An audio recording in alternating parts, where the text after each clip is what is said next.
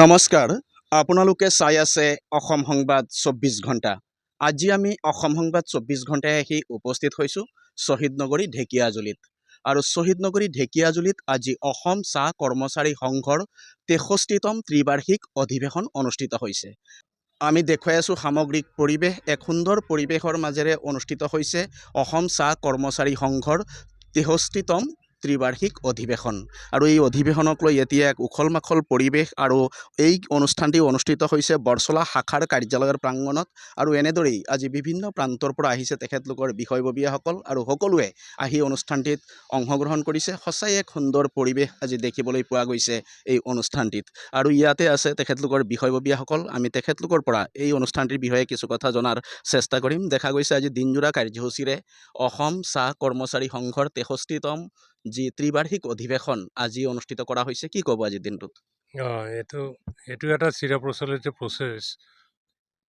সংঘত জন্ম 1947 চনৰ সংঘত জন্মৰ পৰা আমি প্ৰথমতে বছৰে বছৰে অধিৱেশন পাতিছিলোঁ। বাৰ্ষিক অধিৱেশন শাখাবিলাকতো পতা হয় আৰু চেণ্ট্ৰেলতো পতা হয়। পিছত এইটো দুবছৰীয়া হ'ল।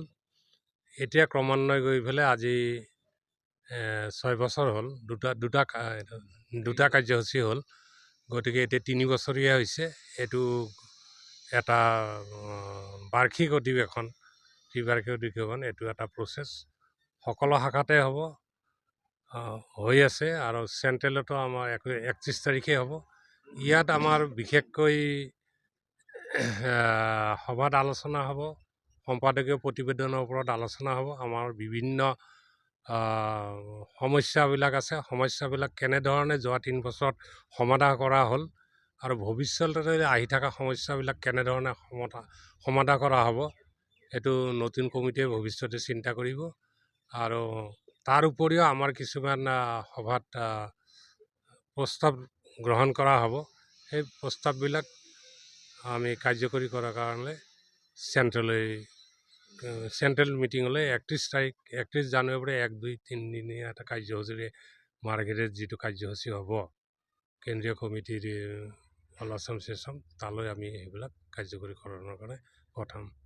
হয়, ইতিমধ্যে শুনিলে অসম চাহ কৰ্মচাৰী সংঘৰ বৰচলা শাখা সমিতিৰ ৬৩তম ত্ৰিবাৰ্ষিক অধিৱেশন। আৰু এই শাখা অধিৱেশন অনুষ্ঠিত হৈছে ঢেকীয়াজুলিত। আৰু এনেদৰেই ঢেকীয়াজুলিত তেখেতলোকে অনুষ্ঠানটি অনুষ্ঠিত কৰিছে। আৰু পুৱাৰ পৰাই পতাকা উত্তোলন, শ্বহীদ তৰ্পণ কৰি অনুষ্ঠানটিৰ শুভাৰম্ভণি কৰা হৈছে।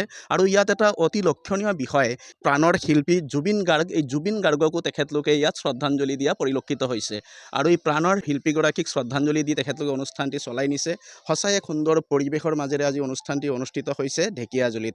আৰু অসম চাহ কৰ্মচাৰী সংঘৰ যি বৰচলা শাখা সমিতিৰ ৬৩তম ত্ৰিবাৰ্ষিক অধিৱেশন, আৰু অধিৱেশনক লৈ এক উৎসৱমুখৰ পৰিৱেশ আজি ঢেকীয়াজুলিত। আৰু ইয়াত তেখেতলোকৰ যিসকল প্ৰতিনিধি আহিছে সকলোৱে উৎফুল্লিত হৈ পৰিছে। আৰু বিষয়ববীয়া আছে, আমি তেখেতলোকৰ পৰাও চমুকে কিছু কথা জনাৰ চেষ্টা কৰিম। কি ক'ব আজিৰ দিনটোত চমুকে? সঁচাকৈ এটি দৃষ্টিনন্দন কাৰ্যসূচী। অসম চাহ কৰ্মচাৰী সংঘৰ বৰচলা শাখাৰ ৬৩ সংখ্যক ত্ৰিবাৰ্ষিক। আমাৰ সন্মানীয় সম্পাদক শ্ৰীযুত অমীয় কুমাৰ ভট্টদেৱে কৈছেই, আমাৰ 3 বছৰৰ মূৰে মূৰে শাখাসমূহত আৰু আমাৰ কেন্দ্ৰীয় বৰচলা শাখাত চাৰ্কুলত এই কাৰ্যসূচী কৰা হয়। আমাৰ অভাৱ অভিযোগবোৰ ইয়াতে উপস্থাপন কৰি আমি কেন্দ্ৰীয় সমিতিলৈ প্ৰেৰণ কৰোঁ। আৰু বাকী যিখিনি বৰচলা শাখাৰ অন্তৰ্গত, যিখিনি তেওঁলোকৰ অন্তৰ্গত পাৰে, আমি সেইখিনি অভাৱ অভিযোগেৰেই আমাৰ সমস্যা। আৰু অভাৱ অবিহনে জীৱনটোৱে বৃথা, অভাৱ থাকিবই। তাৰ ভিতৰতো সীমিত অভাৱৰ মাজেৰেই আমি চাহ কৰ্মচাৰী সংঘই কেনেকৈনো আমাৰ ভৱিষ্যত আমি উন্নতি কৰিম, তাৰ কাৰণেই এই প্ৰচেষ্টা। ইয়াত প্ৰস্তাৱ গ্ৰহণ হ'ব, তাৰ পাছতে আমি গোটেইবিলাকে আজি একত্ৰিত হ'ম। লগ পোৱাৰ এটা সুবৰ্ণ সুযোগ, এটা অনাবিল আনন্দ, ইমানে ক'লে ধন্যবাদ। হয়, ইতিমধ্যে শুনিলে চবে নিজৰ নিজৰ মনৰ প্ৰতিক্ৰিয়া প্ৰকাশ কৰিছে। আৰু ইয়াত আৰু এগৰাকী বিষয়ববীয়া আছে, আমি তেখেতৰ পৰাও চমুকে কিছু কথা জনাৰ চেষ্টা কৰিম। কি ক'ব আজিৰ অনুষ্ঠানটিৰ বিষয়ে? আজি ত্ৰিবাৰ্ষিক অধিৱেশনত আমাৰ বিভিন্ন বাগানৰ পৰা, ইয়াত আছে আমাৰ 24খন বাগান আছে। এই বাগানৰ সদস্যসকল আহিছে, কৰ্মচাৰীসকল আহিছে। আজি আগত যিসকলে মন্তব্য দিছে যে ইয়াত আজি আমাৰ গোটেই বাগানৰ সুখ দুখ বিচাৰ হ'ব, আৰু ইয়াত কমিটি, নতুন কমিটি, পুৰণা কমিটি ইয়াত চেঞ্জ কৰা হ'ব। আৰু এনেকৈ ধৰণে আমাৰ আজি কাৰ্যসূচী আছে। কাৰ্যসূচী আজি দিন গোটে চলি যাব।